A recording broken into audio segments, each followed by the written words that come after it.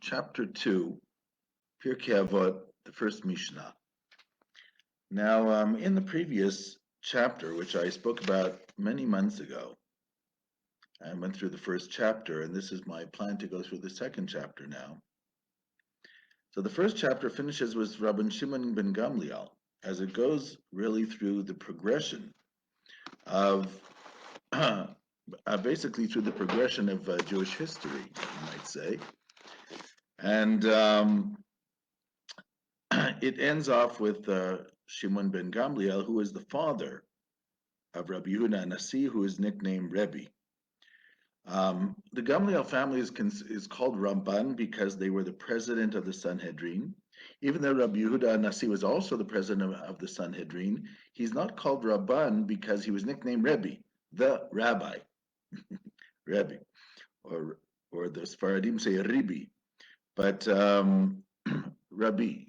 He's also, of course, very close to the last generation of Musmachim, because when a person has the title Rabbi, which enables them, if necessary, to be a member of the Sanhedrin, it means that they had an unbroken chain of smichat chachamim, which is the ordination, since the time of Moses until their time.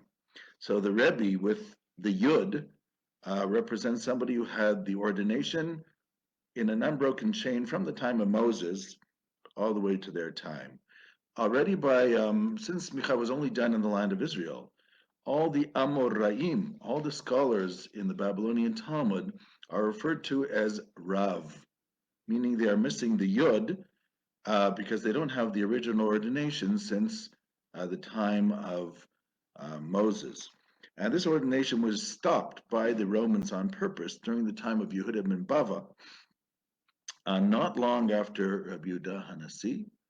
And when it was stopped by Yehuda ben Bava, it says tried to give ordination to 4 or 5 scholars, and the Romans caught him and killed him. He was even between 2 cities, that no city be blamed. And that was, of course, the last act of Hasmachat Chachamim, of the ordination of the term Rebbe. The first generation of Amoraim in the land of Israel are still called Rabbi, like Rabbi Yochanan and Rabbi Shimon ben Lakish, who probably still have the ordination, but after that they are called Rav, and all the Rabbanim in Babylonia are also called Rav. So interestingly enough, Rebbe, or Rabbi Yehuda Hanasi, who is the editor of the Mishnah, he is referred to as Rebbe Stam, or Rabbi Stam. And also the first Chacham to come to the land of Babylonia and reset up the yeshivot there, Rabbi Abba, was nicknamed Rav, and he was the Rosh Hashiva in Surah, as opposed to Shmuel, who is the Rosh Hashiva in Harda'ah.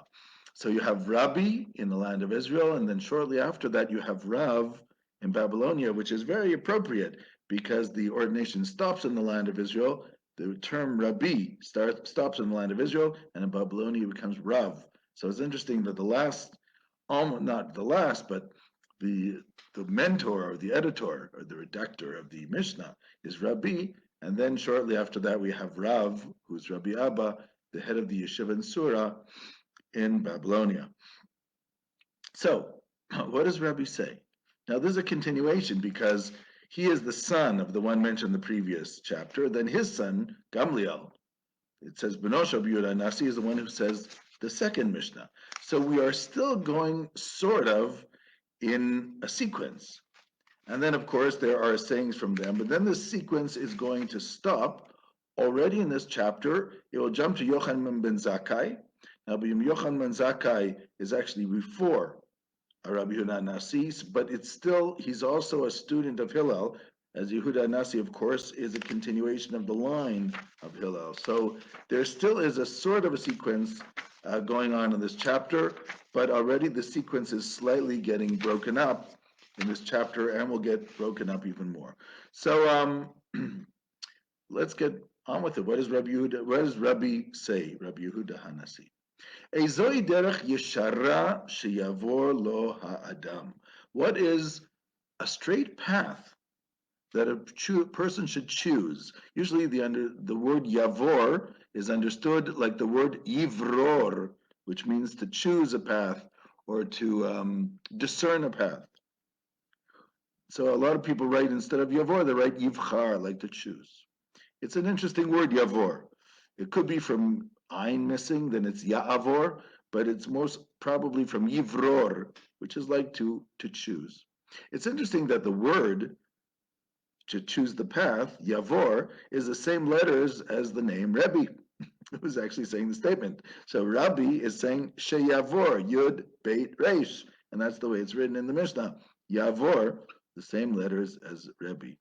Maybe was this also an indication of the person writing it? I do not know. And the Maharal points out that Rabbi says calls it derech yeshara, straight path, whereas previously with the students of Yochanan ben Zakkai, the question was, what's a derech tova? What's a good path to go on? So what's the difference between a good path and a straight path? Now, the term yashar, very often in rabbinic literature, is talking about moral integrity, right? Even in this, when we say Adam Yashar, we mean somebody who has moral integrity. And this became Yiddishized as Yosher, somebody who has Yosher, uprightness, right? An honest person. Ezo derech yeshara. So this derech yeshara could be talking about the ethical path. What is the way of the upright person? It's interesting that in Tehillim, you have two terms. You have Maglei Tzedek, which means the circles of justice, Maglei Tzedek, on the one hand, but you even have in Tehillim the idea of Maglei Yosher. Maglei Yosher, which sounds like a paradox, because you are saying Ma'agal, which is a circle, but then you're saying Yosher, and Maglei Yosher would be then the circle of the straight line. So what exactly is Maglei Yosher? Now this term Maglei Yosher, which is a term in Mishlei, chapter 4, 11, it says, B'derech chokhmah horeiticha, I taught you in the ways of wisdom.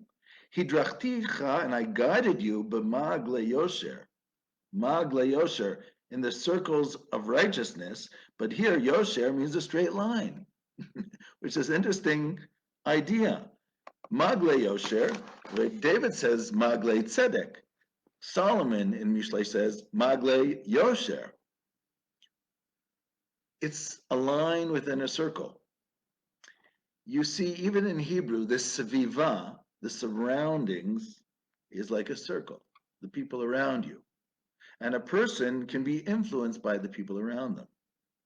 Therefore, you have to learn how to go on a straight line in the circle, which means you have to pick your path in the circle and not constantly be influenced by this person in the circle, that person in the circle. How to walk your straight path in the circle is called Magle Yosher. Hidrachticha b'magle Yosher. I've guided you to take that straight line in the circle. But Yosher also could mean an honest path in your surroundings. So, but this is, human nature is that we are influenced. And therefore, so you have this derech yeshara, the straight path, which in Mishlei is called the straight path within the circle. She'avor lo adam, that a person should choose this path, this ethical way. And from the word yashar, right, you have the term yashar, which means an upright, righteous person.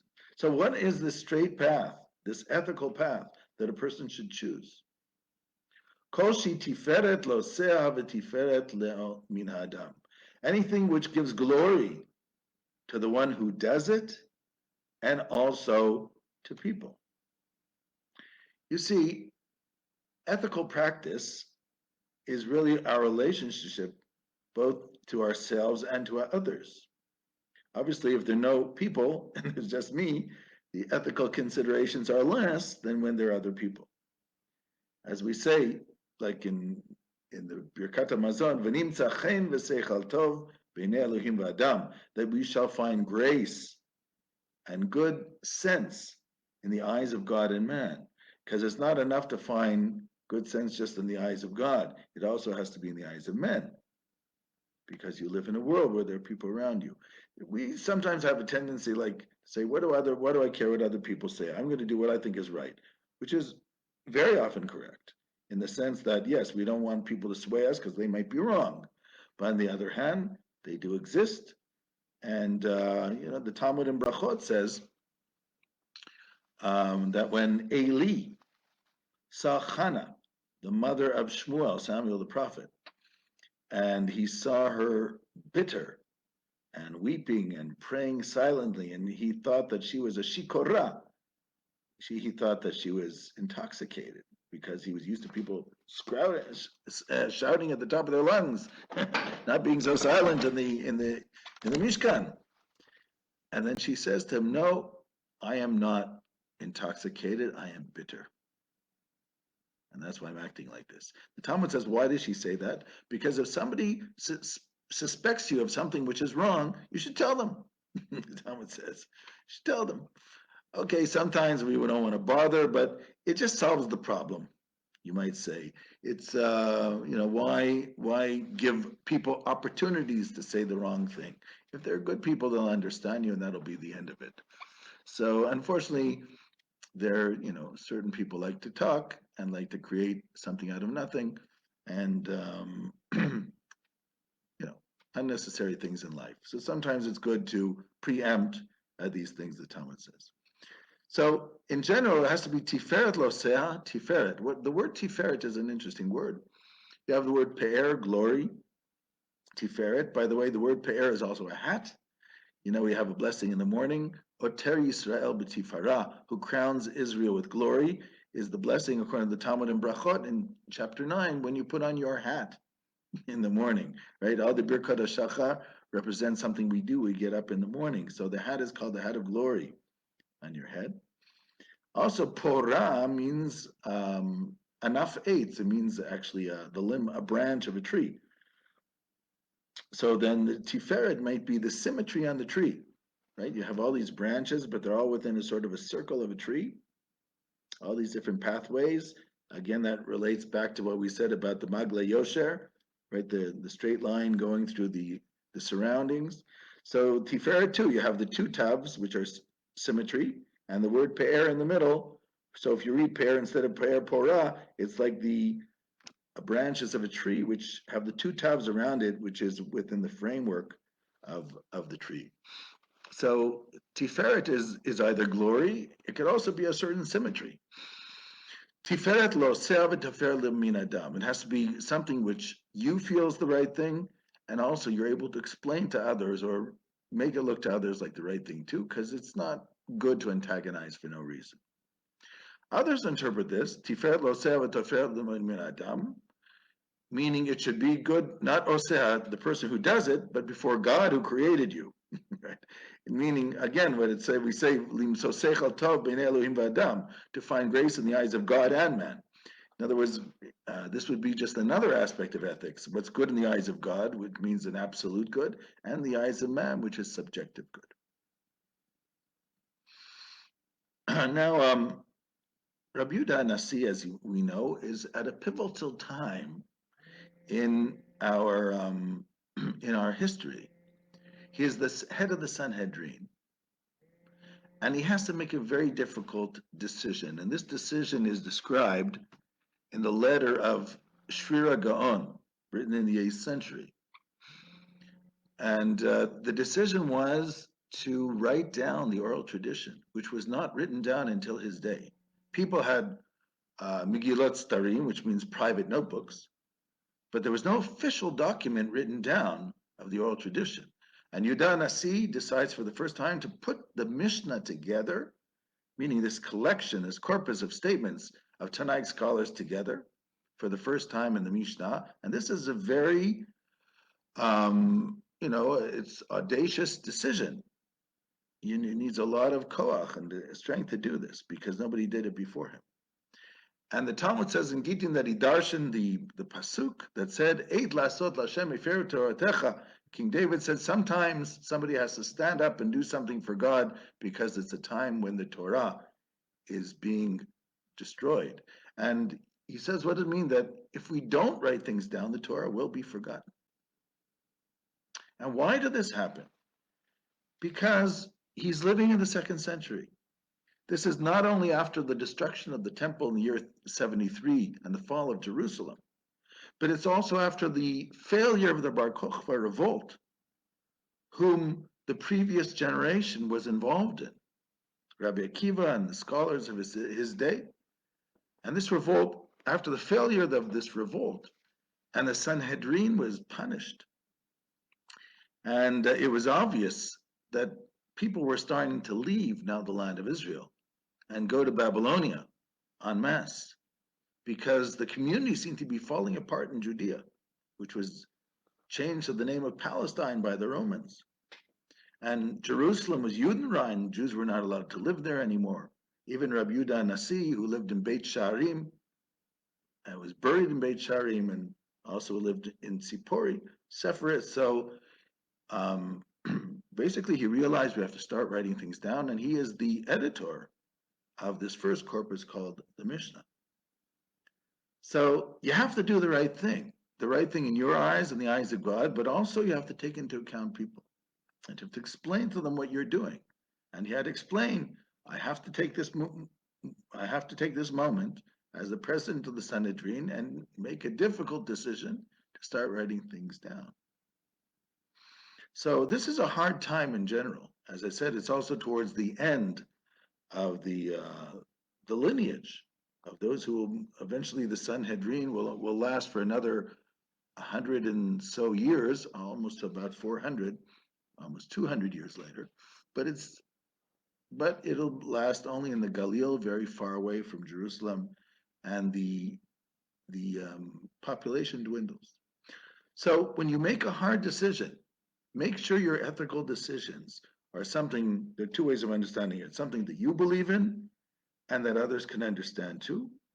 Or, if you want to put it differently, something that God would believe in, meaning an absolute truth, and people will understand it too, subjectively. You should be very careful about mitzvot, whether they seem to be simple or more important, because you don't know what's trivial and what's more important. Okay, the Maharal points out, how can you say that? There are certain mitzvot that are pushed away because of other mitzvot, like Brit Milah and Shabbat. For instance, you have to do, even if the 8th day falls on a Sabbath. So we have these certain things, what comes first, what comes second. He says, yes, but that's not the point. The point is not, and it's true, there's some mitzvot where there's the death penalty, there's some mitzvot this, but there's also a subjective thing. You never know the absolute value of something you're doing because it's not always an absolute value. If you have a friend and you have to attend the funeral or the Shiva home of somebody who just lost a parent. Now, let's say this is somebody well known and lots of people are there. So it could be that you're going there as a mitzvah, but maybe it's not as big a mitzvah of a friend who has nobody attending the Shiva. And you're the only one. Or maybe there are lots of people there for other reasons because it's a politician, but you're a real friend, and therefore it means much more to them. So I'm just saying that mitzvahs and good deeds in life, they're also circumstantial. They're not only absolute in that sense. And the circumstance, you have to understand that sometimes the circumstance is very important. So you should never belittle a mitzvah, whether a light mitzvah or a heavy mitzvah, what we would call what seems trivial, what seems important, because you don't know. You don't know the real account. There's so many issues and circumstances involved here. We never know.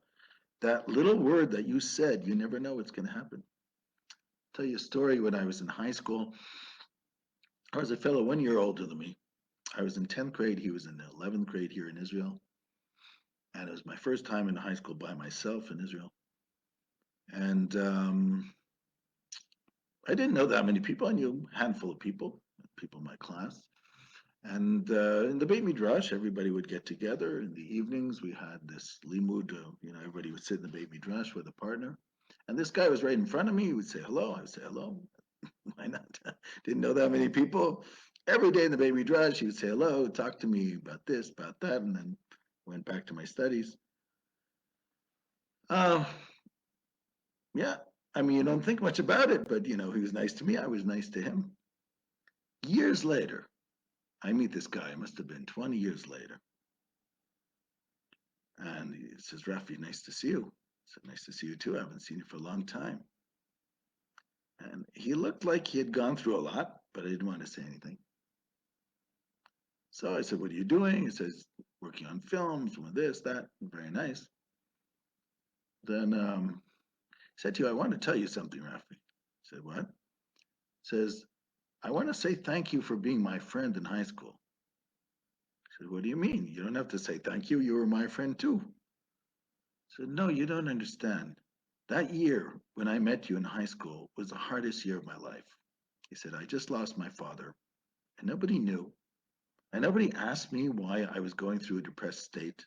Nobody said anything.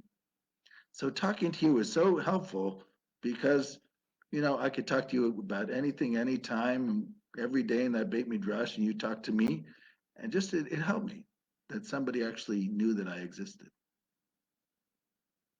You never know.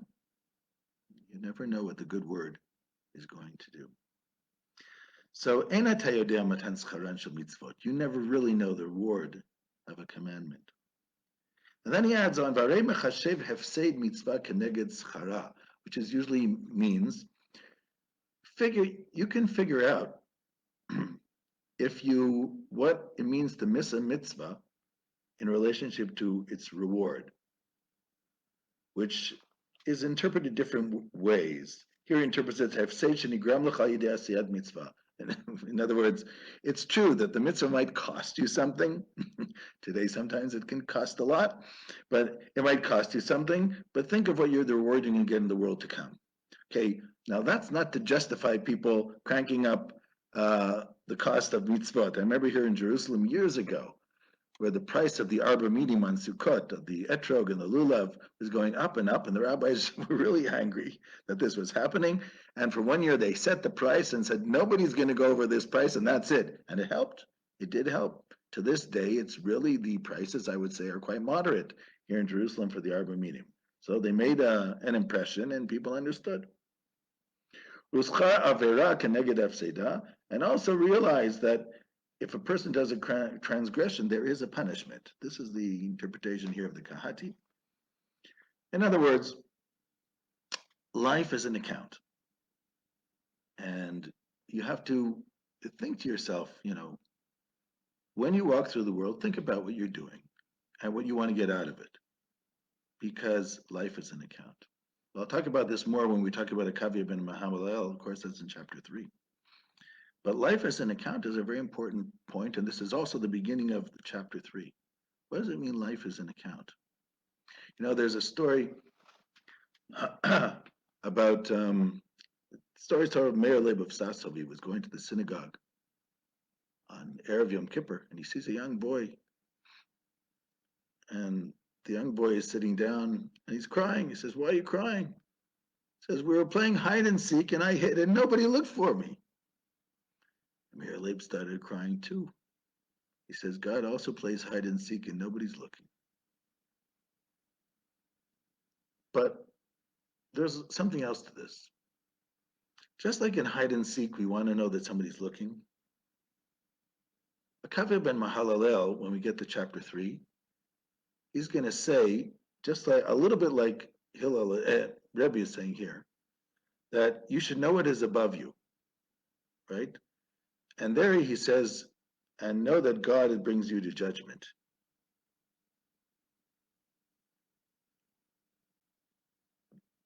The most optimistic, this is an idea I heard from a friend of mine, the most optimistic idea in Judaism is that God is going to judge you. This is not a negative. This is a positive. As it says in Kohelet, Al kol yaviacha Elohim lamishpat. Smach yachol b'chubar eldutecha. Be happy, young man, in your youth, and remember that God will bring you to judgment for everything. But so a lot of people say, okay, this is ironical. In other words, saying, be happy and know that God would bring you to judgment, meaning be careful. But on the other hand, this is a very happy idea. because it means that God cares. Can you imagine if you lived your whole life and nobody ever cared about anything you ever did? God cares about everything you do. Is there a happier thought than that? Even when you slip up, he says, I know you're going to do better next time. I know it. I know you got the possibility. That's probably the happiest idea that you can think of. And then he says, look at three things, or have three things in mind. And this will keep you away from sin, from avera, from transgression. Da malamala mimcha, know what's above you. There is a seeing eye, there is a hearing ear, and everything you do is written down in the book. A seeing eye, a hearing ear, and everything you do is written in the book. You know, the Chavetz Chaim, Yisrael Meir Cohen, used to say in his day, says, we can understand this much better today, because today we can say a telegram from Lithuania to America within seconds, right? You can have it transferred. So we understand what it means that there can be a ear that hears from far away. So I say in our generation, we understand even more. You talk into your cell phone, in your WhatsApp, you write something on your Facebook, and the algorithm picks it up already from the computer. And you write that you're looking to vacation in Eilat, and all of a sudden it'll pop up, this is our hotels in Eilat for a good deal. Or you say you want to fly to America, all of a sudden here's the best flights, right? The computer hears everything you're saying and figures out everything you're writing according to the algorithm. So if that can happen on your computer, we can definitely understand that there's an eye that looks and an ear that sees, and all of what you are saying is being written down and the algorithm is picking it up. So even more so when God picks these things up. But there's much more to say about this too, about the eye that sees and the ear that hears, and everything is being written down. But we've already hit 1:30, so I will continue this next time then. And in the meantime, bid you all shalom, shalom.